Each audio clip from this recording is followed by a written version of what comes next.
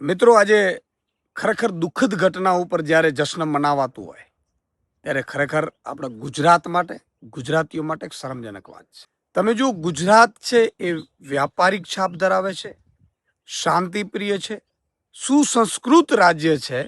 એ ગુજરાતના નાગરિકોના કારણે પણ બેફામ બન્યા રાજકારણીઓ રાજનીતિ ભૂલી ગયા, લોકનીતિ ભૂલી ગયા અને બધી નીતિઓને હવે ભૂલીને જાણે બિનહરીફ કરાવવાની હોડ લાગી હોય અને મીઠા મોઢા કરાવતા હોય.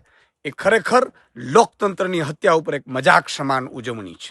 ભાજપે ઉજવણી કરી છે કે 700 લોકો અમારા બિનહરીફ થયા અને ઇતિહાસમાં પહેલી વખત થયું. ને એનો અર્થ થયો કે તમે ચૂંટણી લડવા લાયક નહોતા રહ્યા, ત્યાં તમને લોકો ઘૂસવા દેતા નહોતા. તમે લોકોના મત અધિકાર છીનવ્યા છે અને એની ઉજવણી કરો છો, મીઠા મોઢા કરાવો છો અને તમારી ઐતિહાસિક ઘટના ગણાવો છો. શરમ આવી જોઈએ, શરમ. આ જે અત્યારે ફોર્મો પાછા ખેંચાયા છે, કેટલાય ઓડિયો રેકોર્ડિંગ આવ્યા, કેટલાય વાયરલ થયા છે, કેટલાય લોકોએ વિડીયો બનાવ્યા છે.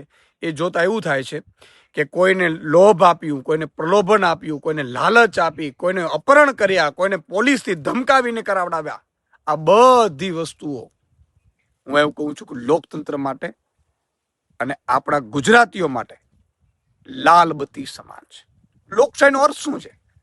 આવી જ રીતે બાંગ્લાદેશના બહેન શ્રી શેખ હસીનાએ આવું કર્યું હતું. બધા વિપક્ષોને જેલમાં નાખ્યા અને તોડફોડ કરીને 85% બહુમતી સાથે સરકાર બનાવી, પ્રધાનમંત્રી બન્યા. થયું શું?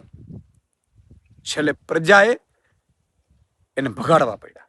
આપણે તો અહીંયા શાંતિપ્રિય રાજ્ય છે, ગુજરાતના નાગરિકો શાંતિપ્રિય. કેટલાય લોકોના મને ફોન આવે કે સુદાનભાઈ આપ શું કરે છે ભાજપ પડા, અને પાછી ઉજવણીઓ કરે છે, મીઠા મોઢા કરાવે છે. શરમ આવી જોઈએ, શરમ. તમે સત્તાનો દુરુપયોગ કર્યો, તમે પોલીસનો દુરુપયોગ કર્યો, આપણી રાજનીતિનો તમે દુરુપયોગ કર્યો. તમે એવા નેતા બની ગયા છો જે રાવણ અને કંસ જે કરતા હતા એ દિશામાં અત્યારે ભાજપ ચાલી રહ્યું છે. ખૂબ જ દુઃખદ છે.